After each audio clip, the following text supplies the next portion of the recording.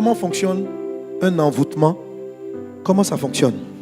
Donc je tiens une voiture télécommandée. Et voici la télécommande dans ma main. Voiture, recule, avance, tourne à gauche. Je contrôle le véhicule.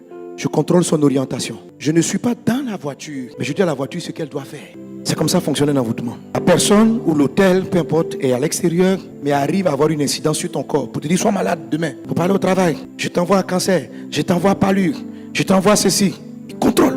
C'est comme si cet esprit-là arrivait à savoir qu'est-ce que tu faisais, qu'est-ce que tu avais, et à prendre le contrôle.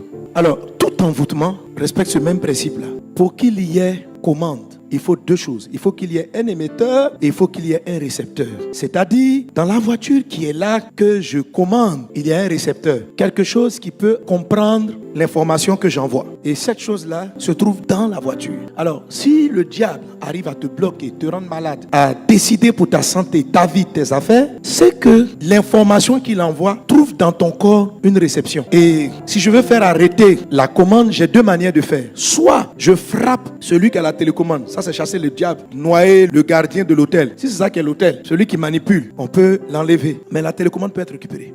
Pharaon est mort, non? Mais il y a un autre pharaon qui est revenu en Égypte. La véritable délivrance, la finale, c'est quand tu tues ou tu arrêtes le récepteur qui se trouve à ton niveau. Alors, ce que je fais, je prends la voiture, je coupe le récepteur, j'ai toujours l'émetteur, mon émetteur est bien allumé et je lui envoie les sortilèges. Reviens en arrière, tourne à gauche, tourne à droite, voiture, je te parle. Quelle que soit la manipulation, ça n'a aucun effet parce que j'ai éteint ce qui en moi faisait que je recevais le message. Amen. Alors, il y a une dimension dans laquelle tu rentres où les sorciers, quels qu'ils sont, ils peuvent rien te faire. Jésus pouvait dire en Jean chapitre 14, verset 30, « Je ne parlerai plus guère avec vous, car le prince de ce monde vient, mais il n'a rien en moi. » C'est-à-dire, dans ma vie, il n'y a rien qui lui permette d'agir sur moi. Rien. Que Satan n'ait rien qui soit en toi. Alléluia. Donc, désactive à ton niveau. Là, c'est un travail personnel. Je vous en supplie, frère. Ne croyez pas que votre victoire est manifestée quand tous les autels sont tombés. La véritable victoire, c'est d'être invulnérable. Parce que les sorciers, il y en aura toujours jusqu'à la fin du monde. Ils vont exister. Il faut que tu rentres dans la dimension où tu es inenvoûtable. Balaam pouvait dire, le sortilège, l'enchantement ne peut rien. En Nombre chapitre 23, contre Israël. Il dit parce qu'il n'y a pas d'iniquité en eux. Il n'y a pas d'iniquité en eux.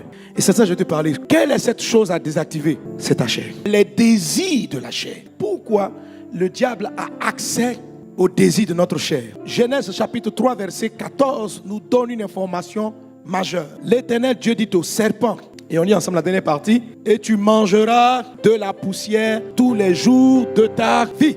Alors frère, les serpents, selon leur taille, ils mangent des rats, des margouillards, des choses comme ça. Mais ils n'ont pas pour nourriture la poussière. Au verset 19, voilà ce que Dieu dit. Dieu dit maintenant à l'homme, Adam, tu sais quoi? Et tu retourneras dans la... Verset 14, le serpent mange là. Et Adam est... On mange qui?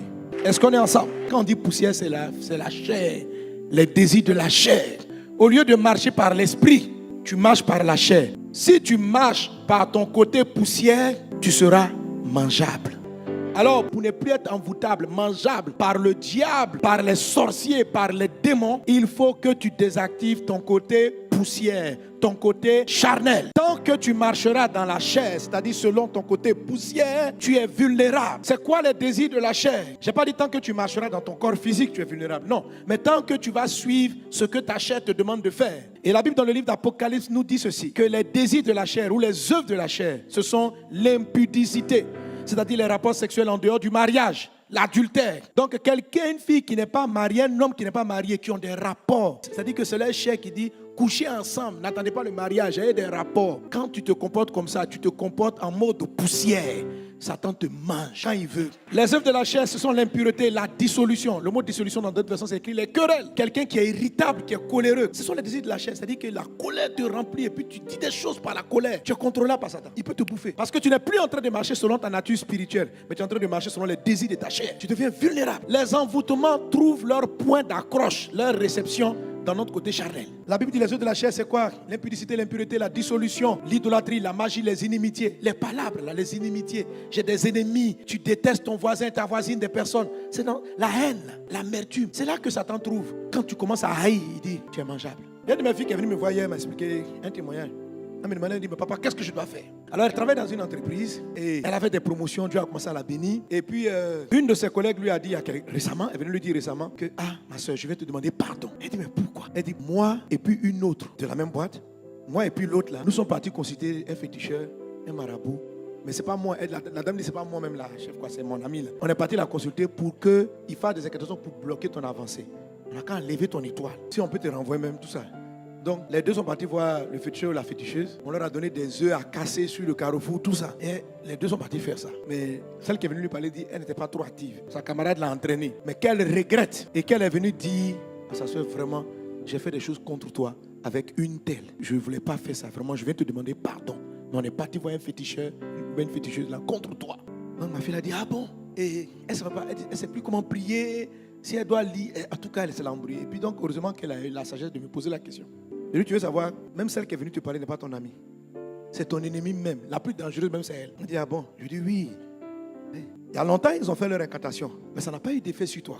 Ça n'a pas eu d'effet. Parce que ma fille là me dit, mais effectivement, quand elle décrit la période qu'ils ont fait, je me sentis bizarre. Je me levais, je sentais des trucs. Donc, je priais. Je dis, tu vois, mais ils n'ont rien pu faire. Tu n'as pas perdu ton travail. Tout va bien. Bien au contraire, même tu as eu de la promotion. Elle dit, oui. Je dis, tu vois ce qu'elle est en train de faire? C'est parce que tu as marché par l'esprit. Comme elles voient que tous leurs sortilèges ne t'atteignent pas, elles ont dû essayer maintenant de venir activer ta chair. Donc en venant te dire que telle copine est contre toi, le but c'est de créer dans ton cœur de l'amertume, de la haine, de la colère contre la dernière. Et si elle déclenche la colère, là tu es charnel. Là, tu rentres dans leur possibilité d'envoûtement. Aucun envoûtement ne peut t'atteindre quand il n'y a pas de haine en toi. Aucun envoûtement ne peut t'atteindre quand tu n'es pas amer. Aucun envoûtement ne peut t'atteindre quand tu te confies à Dieu. La colère, ce sont les œuvres de la chair. La haine, ce sont les œuvres de la chair. Mentir, ce sont les œuvres de la chair. Ce sont des choses comme ça qui vous rendent vulnérables. Et l'ennemi va tout faire pour vous envoyer dans un secteur où il peut vous atteindre. Il va te faire haïr. Il va t'envoyer pour te dire, voilà ce que les gens disent de toi. Mais s'ils étaient forts, ils t'auraient tué. Mais ils n'ont pas pu. Ne tombe pas dans leur piège. Tu es quelqu'un de l'esprit. Tu n'es pas un charnel. Tu es un spirituel. Tu fais partie de la descendance de la femme. Les gens commencent à t'atteindre quand toi aussi tu rentres dans la haine. C'est pourquoi faites attention. Tous ceux qui viennent t'informer qu'un parent est un sorcier ne sont pas tes amis. Souvent je fais des prières, les gens ont dit parce que tu as vu qu'il m'attaque. Je dis je vois mais je ne te dis pas. Je dis mais pourquoi? Dis-moi. Je dis mais tu as fait quoi avec l'information? Tout ce que ça va faire, ça va créer dans ton cœur l'amertume. Tu n'as pas suffisamment de maturité pour pardonner. C'est pas utile parce qu'ils peuvent rien te faire. Tu dis non mais je sens ils font des cauchemars. Je dis c'est juste des rêves. Mais si tu rentres dans la haine, c'est pas des rêves. Ils vont passer à l'acte, ils vont t'attaquer sérieusement. Ne vivez pas sur les désirs de la chair, ça vous fragilise. Satan mange la poussière pour désactiver le récepteur. Il faut couper la chair. C'est-à-dire que les sentiments de la chair, l'envie, l'ivrognerie, les choses là ne te conduisent pas. Quand Satan t'attire, tes camarades viennent, oh viens, tu vas boire un peu, rappelle-toi le passé. Quand tu es ivre là, tu es charnel, tu es mangeable par le serpent. On peut t'envoûter. On prend des gens, on les envoûte par la boisson, par l'alcool, par le sexe, par la haine. Jésus dit ne dormez pas avec la colère. Vous donnerez un accès au diable. Quand tu réussis dans ta vie, ça va tout faire. Va envoyer des gens pour te provoquer, pour que tu rentres dans le secteur et pourront te toucher. Mais je déclare dans le nom de Jésus que tu n'es pas atteint. Tu es protégé par le sang de Christ. C'est pourquoi quand tu te rends compte d'une erreur, demande à Dieu pardon. Parce que tu as combien de délai? Tu as combien de temps? Réponds-toi rapidement. Et puis quand la colère veut venir, tu dis Seigneur, donne-moi le calme. Quand la haine veut rentrer, tu dis Seigneur, apprends-moi à aimer. Je veux être comme toi. Ne leur donne aucun accès. Que Satan n'ait rien en toi. La colère n'est pas chez ton Dieu. Chez Dieu, ton papa, il n'y a pas la haine. Chez nous, il n'y a pas l'amertume. Donc ne prends rien du diable. Ton cœur est trop bon pour laisser la haine t'habiter contre quelqu'un. Tu as un bon cœur. Garde ce cœur. C'est pour ça qu'il n'a pas pu te tuer jusqu'à présent. À cause de l'état de ton cœur. Ne leur donne pas ces privilèges de laisser une place au diable dans ton cœur. Un bon cœur. Il n'y a pas de place pour la haine en toi. Il n'y a pas de place pour l'amertume. Si c'est arrivé, chasse ça rapidement pour dire je ne suis pas comme ça. Je ne sais pas mentir. Je ne sais pas parler. Je ne sais pas faire ça. Pourquoi vous voulez m'amener là où je ne suis pas? Sois comme Dieu t'a fait et ne deviens pas ce que les gens veulent que tu deviennes. Alléluia. Quelqu'un donne un bon amen.